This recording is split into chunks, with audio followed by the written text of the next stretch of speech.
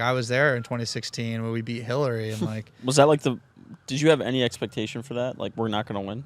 Or were you like, there's a chance, or you were certain? I was pretty skeptical, but again, like we worked for Jason Miller, who's a senior advisor now, and we were doing work for Matt Bevin, who won in Kentucky, and he was down like double digits in polling like the week up to election day, and he won by double digits. So at that point, we're looking at everything with a grain of salt. Like, they've been getting this wrong for like 2 or 3 years now.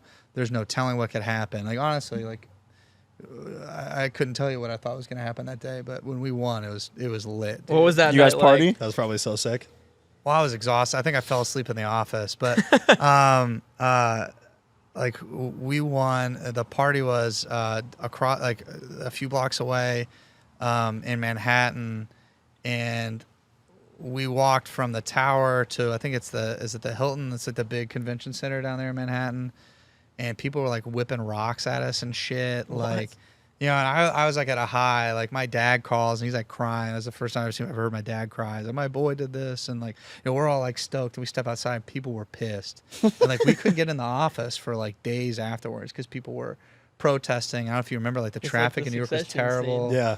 Yeah, you guys keep telling me I gotta watch Succession. Yeah, there's should. like a scene It's like great. this in Succession when the presidential candidate wins, and like the streets just go crazy after. So that's Yeah. what it was like. Yeah, no, it was absolute mayhem, and but a lot of people fail to remember, like afterwards when we were selecting cabinet officials too. Like, people would come in the tower and like meet with him, so like they let the press. This like the guy just gets media and marketing, and he's just creating all this anticipation. Like, people are more financially literate and more literate on like a lot of the issues now, because we had like big names like come in and be the cabinet people. Like, I couldn't tell you who a HUD secretary was for like Bill Clinton, but I could tell you Ben Carson. Like, Yeah. you know, that guy's he's a G. He's an original. He's the king of brain surgery.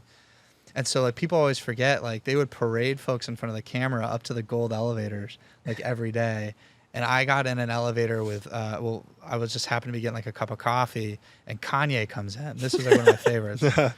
And he like gets in the elevator from there, like, don't get in. And I get in the next elevator with like all his homies who he's got like this camera that is older than my dad probably.